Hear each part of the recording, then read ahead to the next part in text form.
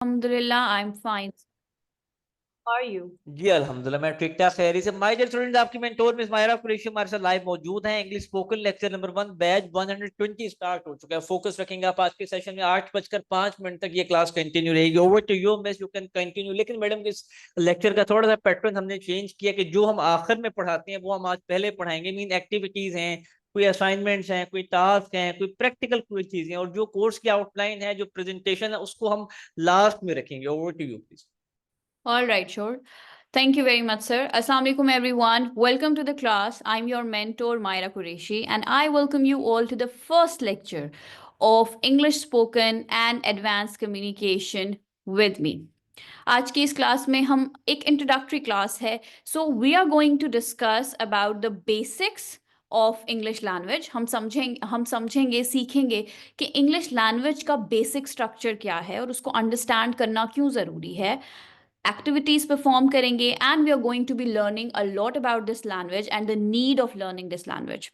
Before starting my presentation and all the activities, आप सबके साथ एक बहुत इंटरेस्टिंग फैक्ट शेयर करना चाहूँगी. मॉस्लोस की थ्योरी के मुताबिक इंसान की बहुत सारी बेसिक नीड्स होती हैं एंड हमारी कंफ्यूजन ये है, हमें लगता है कि इंसान की बेसिक नीड है to earn and to have food and to have good clothes. But basically इंसान की सबसे बड़ी या बेसिक नीड है वो ये है is self actualisation. So we need to understand कि हम कौन हैं और हम क्या कर सकते हैं. और जब हम ये अंडरस्टैंड कर लेते हैं तो दुनिया की बाकी तमाम चीज़ें अचीव करना हमारे लिए आसान हो जाता है. So with that theory, having that theory in mind, let's get started. आज की क्लास को स्टार्ट करने से पहले I want to perform an activity with you. I want you to engage with me. इस एक्टिविटी का नाम है आइस ब्रेकिंग एक्टिविटी. मीन्स हम इस एक्टिविटी में आइस को ब्रेक करते हैं, साइलेंस को ब्रेक करते हैं और हम अंडरस्टैंड करते हैं कि हमारे साथ कौन कौन लोग कनेक्टेड हैं. सो सामने आपके सामने स्क्रीन पे कुछ क्वेश्चंस नजर आ रहे होंगे. What is your name and where are you from. आप कौन हैं और आपने कहाँ से मुझे ज्वाइन किया हुआ है.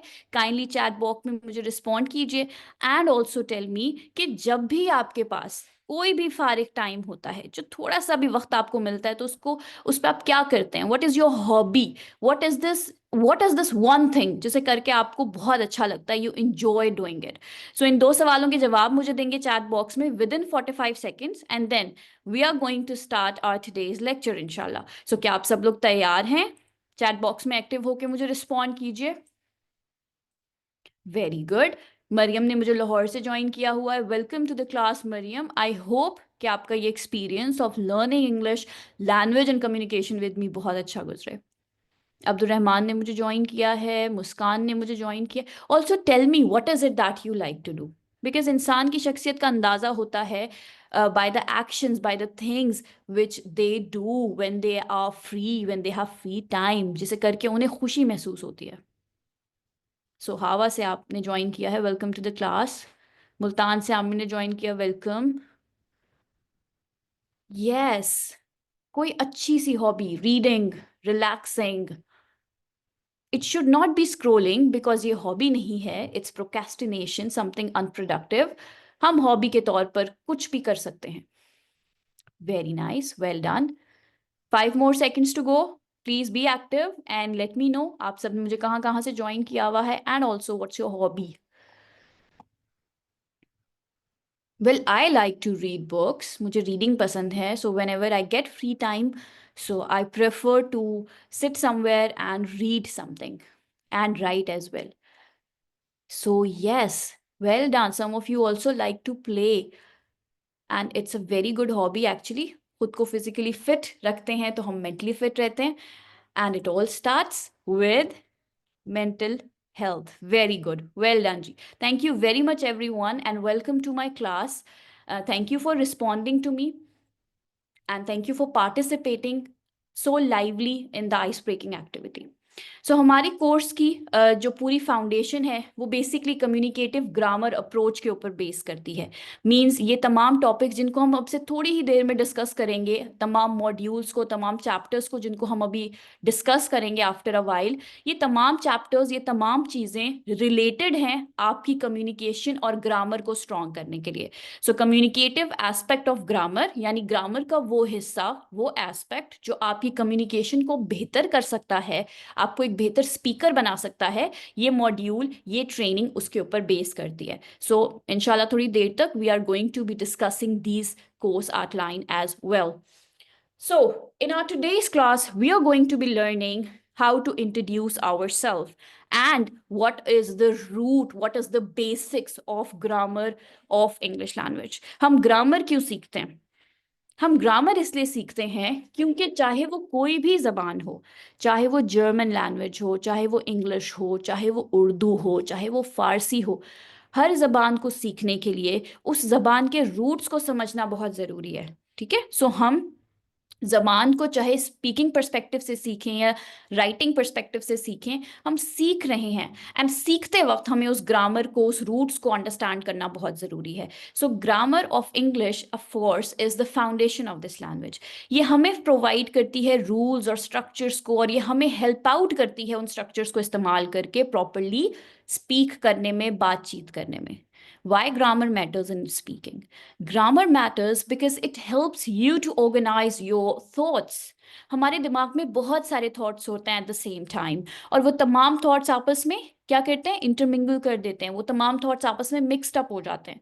ग्रामर हमें हेल्प आउट करती है उनको स्ट्रक्चर करने में। सो एक के बाद एक के बाद एक आपने बात की तरतीब कैसे रखनी है, आइडियाज़ को कैसे ऑर्गेनाइज करना है, स्ट्रक्चर्स को कैसे यूज़ करना है, इन सब के लिए हम ग्रामर को इस्तेमाल करते हैं। ग्रामर हमें हेल्प आउट करती है हमारे आइडियाज़ को प्रिसाइसली कम्युनिकेट करने में। जैसे थोड़ी देर पहले मैंने आपसे आइस ब्रेकिंग एक्टिविटी में पूछा कि whenever you have a free time what is it that you like to do. So आप में से बहुत सारे लोगों ने बहुत सारी एक्टिविटीज आपके दिमाग में आई होंगी, but you chose that activity जो आपको खुशी देती है, जो आपको हॉबी के तौर पर जिसे आप यूज कर सकते हैं। So that my friend is how grammar works for you. So it helps you to communicate your ideas, to organize your thoughts. And most importantly, whenever you're communicating, whenever you're speaking, the first thing that,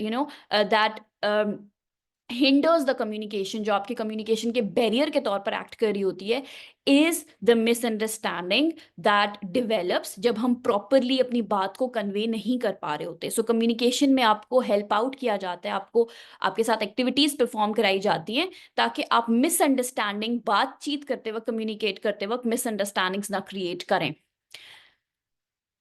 example के तौर पर हम tenses को mix up कर लेते हैं। ठीक है, सो लर्नर कंफ्यूज हो जाते हैं कि क्या एक्शन कब परफॉर्म हुआ था, या वो बात जो आप करना चाह रहे हैं, वो कम्युनिकेशन जो आप उनको कम्युनिकेट आइडिया करना चाह रहे हैं, वो बेसिकली है क्या। फॉर दैट रीजन हम अंडरस्टैंड करते हैं सेंटेंस के स्ट्रक्चर को। ठीक है, सो बेसिकली मैं एज अ मेंटोर आपसे जो बात कर रही हूँ, whatsoever sentence which I'm using here is consist of three parts. So there are three parts of every sentence which I'm speaking. There is a subject first of all. हमारे उन sentences में सबसे पहले stand out करता है, सबसे पहली चीज जिसको हम discuss करते हैं is the subject, is the person who is performing the action. For example, right now I'm speaking, I'm presenting it to you. So subject कौन है आपका इस sentence में, इस scenario में, is the teacher. Is the teacher. So teacher is teaching the class. What is teacher doing? Teacher is teaching the class. So her sentence में जो doer होता है, the person who is performing the action is called a subject. Subject की understanding बहुत ज़रूरी है, because in English आपका हर verb subject के साथ associate करना चाहिए, agree करना चाहिए। ठीक है, a verb should always agree with the subject. So मैं subject के तौर पर कभी मैं अपना नाम इस्तेमाल करूंगी, कभी मैं किसी प्रोनाउन को इस्तेमाल करूंगी, कभी मैं I, we, you, they, he, she, it, singular या प्लूरल नेम का यूज करूंगी। सो सब्जेक्ट को समझना और उसे इस्तेमाल करना वर्ब के अकॉर्डिंग जरूरी होता है। सो हमारे सेंटेंस में जो सबसे पहली चीज है वो है सब्जेक्ट, द पर्सन और the thing which performs an action. Then we have a verb. What is a verb? Verb is an action or a state of being. So हर वो word जो आपके actions के बारे में denote कर रहा है is called a verb. ठीक है? For example, right now I'm performing an action. What is the action? Teaching is the action. What is I'm doing? I'm teaching to you. I'm demonstrating you. I'm presenting you something. So मेरा action verb क्या है? वो word जो मेरे action को denote कर रहा होगा वो वर्ब कहलाएगा. वर्ब बहुत सारी किस्मों के होते हैं, लेकिन जो दो अहम वर्ब्स हैं जिनको हमें समझना है स्पीकिंग पर्सपेक्टिव से, वो मेन हमारे एक्शन वर्ड्स हैं और वो हमारे हेल्पिंग वर्ब्स हैं. Helping verbs is, am, are, was, verb, has, have, had. ये हेल्पिंग वर्ब्स सब्जेक्ट के अकॉर्डिंग इस्तेमाल करते हैं और हमारे सेंटेंसेस में मजीद क्लैरिटी लेकर आते हैं. इसी के साथ साथ ये कंफ्यूजन्स को मिटिगेट करने के लिए इस्तेमाल होते हैं, कंफ्यूजन्स को कम करने में हमें हेल्प करते हैं. अगर मैं किसी एक सिंगल पर्सन के बारे में बात करूंगी तो मुझे जिस हेल्पिंग वर्ब को अपने वर्ब के साथ यूज करना है वो इज है. ठीक है, प्रेजेंट में. अगर पास्ट में इस्तेमाल करूंगी तो वॉज है. ठीक है. सिमिलरली एम यूज होगा उन पर्सन्स के लिए, मेरे पर्सनल प्रोनाउन के तौर पर एक्ट करेगा. अगर मैं अपने बारे में कोई बात कर रही हूँ, जैसे I am a girl, I am a teacher. So am क्या है? वो हेल्पिंग वर्ब है जो कि इस्तेमाल हो रहा है पर्सनल प्रोनाउन के तौर पर. आर हेल्पिंग वर्ब है जो कि इस्तेमाल हो रहा है दो सब्जेक्ट्स के लिए प्रेजेंट टेंस में, और पास्ट में यहाँ पे ये वर का वर हो जाता है. ये आर वर में वर इस्तेमाल होता है as a helping verb for past. So हमारे दो तरह के वर्ब्स हैं. Main verb as an action word that shows कि क्या एक्शन परफॉर्म हो रहा है सेंटेंस में. सो आप मुझसे बातचीत करेंगे, डायलॉग्स परफॉर्म करेंगे हम क्लासेस में, तो वहां पे मैं आपसे कुछ क्वेश्चंस पूछूंगी. आपने उन क्वेश्चन का मुझे रिस्पॉन्ड करना होगा. हर रिस्पॉन्स में जरूरी होगा कि आप जो भी बोलें उसमें सब्जेक्ट, वर्ब और ऑब्जेक्ट, जो हमारा third part of the sentence है, उसका इस्तेमाल होना लाजमी है. सो द पर्सन और thing who is receiving the action is called an object. जैसे इस वक्त, right now, Miss Myra Qureshi is teaching the students of LWE. Now, Miss Myra Qureshi is the subject. Is teaching, verb of course is, and teaching is our verb. Now, who am I teaching to? मेरे इस action को receive कौन कर रहा है दूसरे and पे? It's you people, right? So हर वो शख्स जो इस चीज को रिसीव कर रहा है, सुन रहा है मेरी बात को, जिन पर एक्शन परफॉर्म किया जा रहा है, वो ऑब्जेक्ट्स हैं. ठीक है. So who is the object here? Let me write down this sentence. Miss Myra is teaching English to students of LWE. So tell me, what is the subject in this sentence? What is the object in this sentence? And what is the verb in this sentence? Yes, my dear friends. Students, yes, please let me know. What is the subject, object, and the verb in this sentence? Subject is Miss Myra. Very good. Who is the object here? Teaching in English. And who is the object? Students. Very good. Well done. Well done. Okay. So now a practice drill. You have to write what is happening around you in a sentence. So write down a sentence and tell me what is happening around you. And make sure that you're using subject, verb, and an object in your sentence. So give me a sentence, everyone. Use your chat boxes and write down a sentence showing subject, verb, and an object. Hurry up. You have 45 seconds for this activity. And your timer starts now. Children make noise in the room. Sister is doing her homework. Okay, after 45 seconds, of course, I'm going to start reading to your responses. Please focus on writing. Very nice. Good job. 20 seconds more. Students, please be engaged, because if you really want to learn something, if you really want to learn this language, it's important that you get yourself engaged and increase your exposure to this language. जितना ज़्यादा आप इस language को सुनेंगे, देखेंगे, पढ़ेंगे, read करेंगे, listen करेंगे, रिस्पॉन्ड करेंगे, इंगेज होंगे डायलॉग्स में, उतना ही ज़्यादा आपके लिए आसान होगा इस लैंग्वेज को दोस्त बनाना, इस लैंग्वेज को लर्न करना. Well done. And last 10 seconds left. Then I will start reading your responses. Chale, let's get started. Mother is doing a verb. See, अब यहाँ पर आपने helping verb इस्तेमाल नहीं किया. Mother doing work. ये एक wrong structured sentence है. Mother is doing some work or mother is doing something. My brother is watching TV. I'm learning spoken English. Sister is doing her job. Teacher is playing football or was playing football. See, यहाँ पे आपने helping verb use नहीं किया. My brother is or my brother was doing study. Again, helping verb miss है. Clock is ticking on the wall. Sister is reading the books. I'm learning English. My fan is spinning very fast. Niece is sleeping near me. Brother is watching TV. Maliha is listening to the teacher. Listening to the teacher. I'm taking notes. Very good. I'm waiting for my husband. Again, for my husband. I'm learning English. Teacher is shouting on children's. Children's? No. Children. Children's कोई word नहीं है. It's children only, okay? So teacher is shouting on children. My nephew is weeping.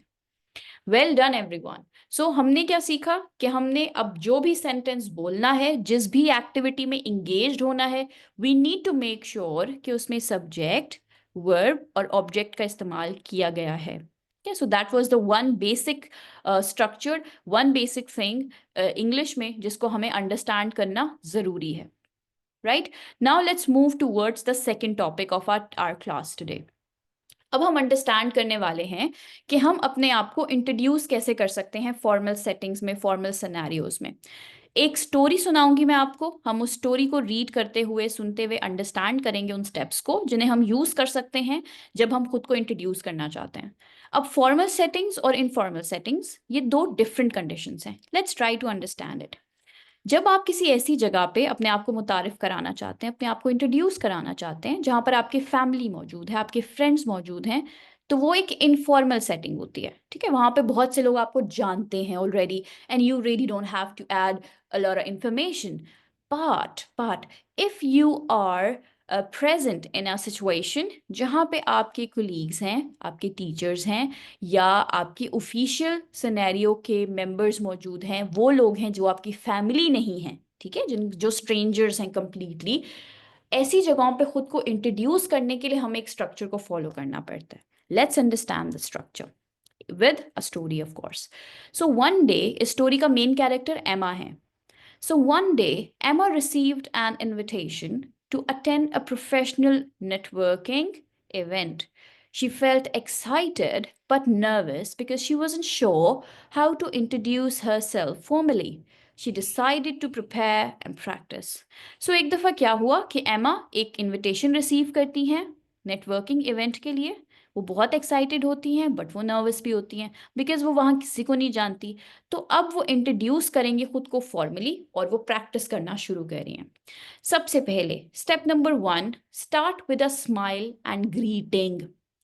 So step number 1 क्या होना चाहिए? That you need to smile decently and you need to start with a greeting.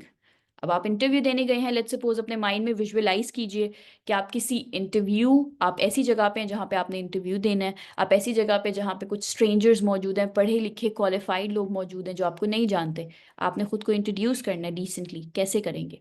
So you need to start with a smile and a greeting. Emma entered the room, saw a group of professionals chatting, took a deep breath, approached someone, and smiled politely. Good evening. I'm Emma Johnson, she began, making sure her voice was clear and confident. So Emma ने क्या किया? सबसे पहले वक्त के लिहाज से उसने ग्रीटिंग्स प्रिपेयर की. गुड इवनिंग, अगर सुबह का वक्त है तो आप इसको रिप्लेस करके गुड मॉर्निंग कर सकते हैं. I'm Emma Johnson, अपना नाम बताया, एंड देन उन्होंने मेक श्योर किया कि ये सब करते हुए उनकी आवाज़ क्लियर और कॉन्फिडेंट है. सेकेंड स्टेप नंबर 1 क्लियर है सबको? सो अगर आप एक फॉर्मल सिनेरियो में हैं तो आप क्या करेंगे? फॉर्मल सिनेरियो में you will be first smile, you will smile and then you will tell your name confidently and clearly. Mention your name and role. Emma remembered that sharing her full name and current role would create a good impression. She continued, I work as a marketing manager at Horizon Innovation. अब एमा क्या कर रही हैं? एमा बता रही हैं कि अपने नाम के बाद वो बताती हैं कि वो क्या हैं, वो क्या करती हैं. So I work as a marketing manager at Horizon Innovations. Okay. So my name is Emma Johnson. Good evening. I'm Emma Johnson's and I work as a marketing manager at Horizon Innovation. That's step number 2. Now, step number 3. Emma realized कर रही हैं to make her introduction more engaging. Emma ने क्या किया? She added a little about her background. अब now the professional background, okay? I have been in a marketing field for over 5 years, focusing on digital campaigns and brand strategy. So Emma बता रही हैं कि पिछले 5 साल से मैं marketing की फील्ड में हूँ, डिजिटल कैंपेन्स और ब्रांड स्ट्रैटेजी पे फोकस करती हूँ. ठीक है. देन एमा अपना इंटरेस्ट या पर्पस जिस बुनियाद पर जिस वजह से वो यहाँ मौजूद है, नाउ एमा is telling that. Next, Emma explained why she was at the event. I'm here to connect with industry professionals and learn more about innovative marketing trends. So Emma ने सबसे पहले greetings the according to the time. Then she told her name. Then she mentioned her role. Then she added a brief background कि वो क्या करती हैं. आप अगर स्टूडेंट हैं, आप अगर टीचर हैं, आप अगर किसी और प्रोफेशन से ताल्लुक रखते हैं, तो you will of course state your brief background of the career जिसका आप हिस्सा हैं. देन आप अपना इंटरेस्ट बताएंगे कि आप यहाँ क्यों मौजूद हैं. एमा was here. Why? Because she wanted to connect with the industry professionals and to learn more about developing, innovating marketing trends. Step 5 में उन्होंने क्या किया? स्टेप 5 में उन्होंने कहा कि अब मुझे दूसरों के बारे में भी जानना है. So to keep the interaction open, Emma concluded with a friendly question. What about you? I would love to hear about your work. What do you do? So after telling about her, अपने बारे में बताने के बाद एमा ने interaction open रखने के लिए उनसे सवाल पूछा कि आप क्या करते हैं. What is it that you do. And then उसके रिस्पॉन्ड को रिसीव करते हुए एमा ने अपनी कन्वर्जेशन को लाइव किया. ठीक है. So this is how you can introduce yourself into the situations which are formal, जहाँ पे लोग strangers हैं, professional हैं, qualified हैं और आप खुद को decently proper तरीके से engaging way में introduce करना चाहते हैं. So अब आपकी एक drill आने वाली है जिसमें आपने मुझे अपने आप से introduce कराना है इन तमाम steps को practice करते हुए follow करते हुए. So concise. एमा के टेक अवेज क्या हैं, यानी एमा ने क्या रियलाइज किया. रियलाइजेशन बहुत इंपॉर्टेंट है. After the end of the event एमा ने रियलाइज किया कि उन्हें हमेशा कंसाइज रहना है, रेलेवेंट डिटेल शो करनी है, रेलेवेंट डिटेल के बारे में ऐड करनी है, speak clearly and maintain a good posture. My dear students, in your communication आपका बॉडी लैंग्वेज बहुत मैटर करता है. सो मेक श्योर आपका पोस्चर स्ट्रेट हो, प्रॉपर हो. Be engaging, and with a question, invite other people कि वो भी आपकी कन्वर्सेशन का हिस्सा बने. Now everyone, you have 45 seconds to follow the steps and introduce yourself to me. क्या आप ये कर सकते हैं?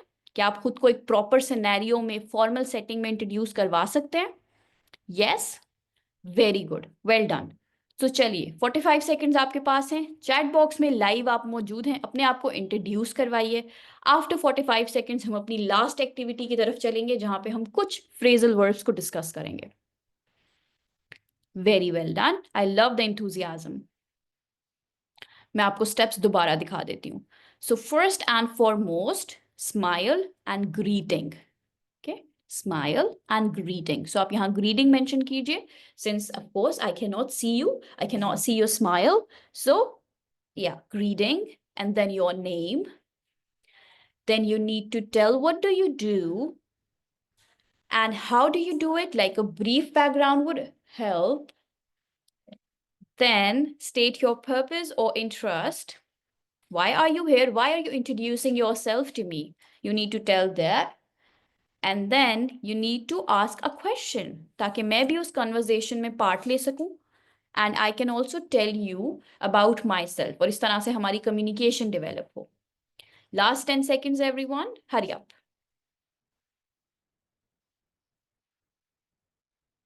You can keep writing, and of course, by the end of the class, I'm going to read your responses. Very good. Well done. So, these are the phrasal verbs because हमारा एक और purpose ये है that we need to make sure कि आप लोग English में जब भी बातचीत करें engaged हो, involve हो, you are using the correct vocabulary, ठीक है? और आप vocabulary words को, phrasal verbs को अपनी communications का, अपने sentences का हिस्सा बनाएं. So the first phrasal verb जिसे हम discuss कर रहे हैं वो है run out of, to exhaust the supply of something. ठीक है? For example, we are about to run out of coffee. We are about to run out of petrol. We are about to run out of fuel. So अगर कोई चीज खत्म होने वाली है, किसी चीज की सप्लाई खत्म हो रही है, वो चीज एंड होने वाली है, इनफ नहीं है, ठीक है? So you can use this phrasal verb instead of telling the whole detail. It saves you. Catch up on, to do something जो आप पहले नहीं कर पाए, ठीक है? So I need to catch up on my assignments this weekend. I need to catch up on my assignments this weekend. Try करें इसको, sentences में इस्तेमाल करने की कोशिश करें. Catch up on का मतलब होता है to do something you can't do, you didn't have time to do earlier. Catch up on, try करें, sentences में इस्तेमाल कीजिए. Make up for, to compensate for something, ठीक है? So उसने क्या किया? She arranged another class to make up for the leave she has taken. So उसने क्या किया? उसने compensate करने के लिए अपनी छुट्टी को एक और overtime, एक और class arrange कर ली. She worked overtime to make up for her absence. She worked overtime to make up for her absence. Try to use this in your sentence, everyone. क्या आप use कर सकते हैं? Yes. Very good, very good. I am receiving introductions and I am thrilled. I'm excited to have you people here, like as my students in the paid training program as well, because all of you are so much qualified. Good, good job. Lovely to know you all. Put off, to postpone something. To postpone something. For example, let's put off the meeting until next week. Keep up with, to stay at the same level or pace. For example, it's hard to keep up with the latest technology trends. Now, assignment number 1 की तरफ चलते हैं. Understanding the role of grammar in communication. हमारी assignment number 1 में, part 1 में, what we have to do, we need to identify subject, verb and object in these sentences. आप इस list को इनका screenshot ले सकते हैं, ठीक है? And then of course आप यहाँ पे identify करेंगे कि subject क्या है, verb क्या है और object क्या है. वर्ड ऑर्डर, यहाँ पर कुछ सेंटेंसेस आपको गिवन हैं जो कि गलत वर्ड ऑर्डर के साथ दिए गए हैं. मींस हमने ऑब्जेक्ट की जगह सब्जेक्ट, सब्जेक्ट की जगह ऑब्जेक्ट अटैच कर दिया हुआ है. So what you have to do, you have to correct the sentences. आपने उनको करेक्ट वर्ड ऑर्डर के साथ लिखना है. स्क्रीनशॉट ले सकते हैं आप लोग so that you can do the assignment. नहीं तो आपके व्हाट्सएप ग्रुप में ये तमाम नोट्स शेयर कर दिए जाएंगे. Part 3, you have to make the negative sentences. तो ये तमाम sentences हैं, इन पर आपने not को add करना है after the verb and you have to make their negative. So we went to the party last night. इसको आपने negative बनाना है. She sings beautiful. She doesn't sing beautifully. So you have to make the negative sentences. Forming questions. Turn these statements into questions. ये तमाम सवाल हैं, ये तमाम sentences हैं, इनको आपने सवालों में तब्दील करना है, question statements में तब्दील करना है. Do you enjoy reading books, for example? You can take the screenshot as well. And the last question. मुझे आपसे 3 sentences required हैं. So first sentence में आप मुझे बताएंगे अपनी किसी अच्छी सी हैबिट के बारे में, ठीक है? So what is it that you do as your habit? यानी एवरी डे आप लोग बाहर वॉक के लिए जाते हैं, या आप बैडमिंटन प्रैक्टिस करते हैं, या आप कुछ सुनते हैं, कुछ देखते हैं, what ever your habit is, आपने एक सेंटेंस में मुझे बताना है. एक सेंटेंस मुझे चाहिए जिसमें आप किसी ऑन गोइंग एक्शन के बारे में बात कर रहे हो. जैसे अभी आपने मुझे क्लास में बताया that sister is watching Instagram और scrolling on her mobile phone. So एक सेंटेंस मुझे चाहिए ऑन गोइंग एक्टिविटी के बारे में. Then I need a sentence जो कि हमें क्वेश्चन स्टेटमेंट दिखा रहा हो, जिसमें आप कोई भी सवाल पूछ रहे हो. So I need a question from you, a sentence that shows a question. I need a sentence that shows an ongoing activity or action. And I need a sentence that shows your habits. Okay, so I really want to know you people. That's why these type of activities are given to you. Okay, my dear students, right? चलिए, सो module को एक दफा discuss कर लेते हैं ताकि आपको पता हो कि इस ट्रेनिंग में हमने क्या करना है. बेसिकली हमारा ये पूरा का पूरा मॉड्यूल डिवाइड हो रहा है 8 टॉपिक्स पे. और इन्हीं 8 टॉपिक्स के अलावा मैं आपको कुछ रिसोर्स लिस्ट देती हूँ जिसमें ऑडियो बुक्स हैं, ई बुक्स हैं और कुछ एक्टिविटीज़ हैं जो कि ESL लर्नर्स के लिए बहुत अच्छी होती हैं, ब्रिटिश काउंसिल्स या ऐसी अकेडमीज से रजिस्टर्ड टाइप ऑफ एक्टिविटीज़ होती हैं जो आपको बहुत हेल्प करती हैं अपनी लैंग्वेज को मास्टर करने में। सो इस रिसोर्स लिस्ट को भी आपको प्रोवाइड किया जाता है with along with these module, हम इन्हें प्रैक्टिस करते हैं। सो मॉड्यूल नंबर 1 में हम फाउंडेशंस ऑफ ग्रामर देखेंगे। जैसे आज के चैप्टर्स में आपने देखा, आज की क्लास में देखा कि हमने सेंटेंस स्ट्रक्चर पे बात की है। नेक्स्ट क्लास में हम सेंटेंस के डिफरेंट टाइप्स को डिस्कस करेंगे, कम्युनिकेटिव सेंटेंसेस को पढ़ेंगे, कन्वर्सेशनल सेंटेंसेस को पढ़ेंगे। मॉड्यूल नंबर 2 में हम टेंसेस डिस्कस करते हैं, जिसमें हम देखते हैं कि आप कैसे डेली लाइफ में जब आप लोगों से बातचीत करते हैं तो आप पास्ट टेंस को कैसे यूज कर सकते हैं, फ्यूचर टेंस को कैसे यूज कर सकते हैं, प्रेजेंट टेंस को कैसे यूज कर सकते हैं। So real life communication, real time communication कैसे हम कर सकते हैं बाय यूजिंग सेंटेंसेस। इसी के साथ साथ एक बुक है Ikigai, it's a very good book, इसको हम स्टार्ट करेंगे और साथ साथ टेंसेस कंप्लीट करेंगे। टेंसेस, निगेशन, ये तमाम एस्पेक्ट्स आपके मॉड्यूल में इंक्लूडेड हैं। मॉड्यूल नंबर 3 में हम इंटरव्यूज की प्रैक्टिस करेंगे, because of course after this training आप लोग इंटरव्यूज देंगे, जॉब्स के लिए सर्च करेंगे। So asking and answering questions practice होगा, क्वेश्चन फॉर्मेशन कैसे की जाती है, क्वेश्चन को रिस्पॉन्ड कैसे किया जाता है, बिहेवियरल क्वेश्चन और सिचुएशनल क्वेश्चन को कैसे आंसर किया जाता है, आर्टिकल्स क्या होते हैं, डिटरमाइनर्स क्या होते हैं, इनको देखेंगे। मॉड्यूल नंबर 4 में हमने एकेडमिक और बिजनेस इंग्लिश से रिलेटेड टॉपिक्स कवर करने हैं। सो हम देखेंगे कि परमिशन कैसे ले सकते हैं आप, फॉर्मल सिनेरियोज में कैसे आप मोडालिटीज या मॉडल वर्ब्स को यूज कर सकते हैं, जैसे can, could, should etcetera, conditionals कैसे यूज कर सकते हैं। मॉड्यूल नंबर 5 में हम देखेंगे कि कन्वर्सेशंस को कैसे स्ट्रक्चर किया जाता है, कनेक्टर्स कैसे इस्तेमाल करते हैं, जैसे CSR और वर्चुअल असिस्टेंट जॉब्स के लिए आपको रिक्वायर्ड होते हैं, कंजक्शंस को कैसे यूज करेंगे, प्रेपोजिशंस कैसे यूज करेंगे। मॉड्यूल नंबर 6 और 7 में आपको प्रिपेयर किया जाता है पब्लिक स्पीकिंग के लिए।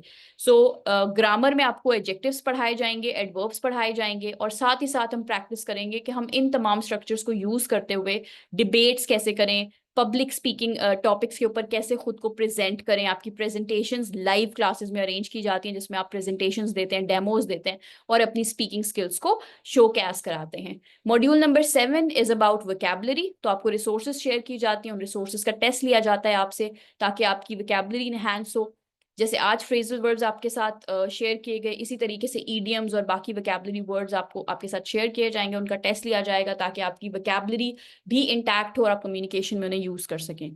मॉड्यूल नंबर 8 में हम फॉर्मेलिटी और पोलाइटनेस कम्युनिकेशन में इंश्योर करते हैं कि मौजूद हो, कि कैसे आप लोग पोलाइटली बात कर सकते हैं, फॉर्मेलिटीज अपनी स्पीच में दिखा सकते हैं।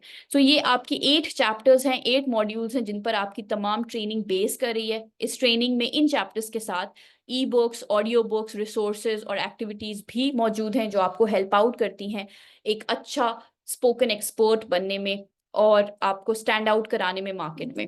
सिमिलरली लास्ट 1 मिनट में मैं आपके साथ डिस्कस करना चाहूंगी कि एज अ स्पोकन एक्सपर्ट आप किस मार्केट के लिए फिट हैं। सो अगर आप ट्रेनिंग का पार्ट बनते हैं या इंग्लिश स्पोकन सीख लेते हैं, कहीं से भी सीखिए, this is the kind of the job जहां पे आप अप्लाई कर सकते हैं। So customer support representative 60 to 1 lakh a month आप अर्न कर सकते हैं इसलिए घर बैठे। ये बहुत सारी ऐसी जॉब्स हैं जो 90% आप लोग रिमोटली एक्सेस कर सकते हैं इनको। So trainer for spoken English 15 day per day आपको मिल रही है, पार्ट टाइम जॉब है, इसको आप कैलकुलेट कर लीजिए पर मंथ आप कितना कमा सकते हैं। सिमिलरली सोशल मीडिया हैंडलर के तौर पर आप काम कर सकते हैं। 94 इंग्लिश स्पीकिंग जॉब्स आपको लिंक्डइन पे लिस्ट हुई भी नजर आएंगी और इंग्लिश स्पोकन सीखने के बाद आप इस तरह की गिग्स बना के जॉब्स हंट कर सकते हैं। ठीक है, so this is the kind of the market that you have, जहां पर आप अपनी स्किल्स को शो कर सकते हैं, डेमोज दिखाते हैं आप अपने क्लाइंट्स को, उन्हें बताते हैं कि आप किस तरह फिट हैं इस जॉब के लिए। इंटरनेशनल मार्केट में अगर आप जाना चाहें तो प्री प्ले जैसी वेबसाइट्स हैं जहां पर आपको $3 से $13 तक पे किया जाता है। So all you have to do is to just talk to English, conversation करनी है अपने स्टूडेंट्स के साथ। वो बांग्लादेशी स्टूडेंट्स होते हैं, बाहर के स्टूडेंट्स होते हैं, वो सिर्फ चाहते हैं कि उनकी कम्युनिकेशन इंप्रूव हो और उसके लिए दे हायर पीपल। तो प्री प्ले एक बहुत अच्छी वेबसाइट है, आप इसे एक्सप्लोर भी कर सकते हैं। $30 to $40 per hour, you just have to talk to them in English. उनका गोल क्या है कि उन्हें एक इफेक्टिव कम्युनिकेशन सीखनी है। सो ये आपकी मार्केट्स हैं, ये वो जगहें हैं जहां पर आप अर्न कर सकते हैं इंग्लिश स्पोकन सीख कर, सो इस लैंग्वेज को सीख कर प्रैक्टिकली कैसे आप पैसे कमा सकते हैं या प्रैक्टिकली कैसे आप वर्क कर सकते हैं, इस पर एक छोटी सी आज की क्लास थी. I hope that you have like today's class and you have learned something new. If you have any feedback, any questions, you can let me know. That was a wrap from my side. Thank you very much, everyone. Allah Hafiz. Jazakallah khair. Do let me know if you have any question.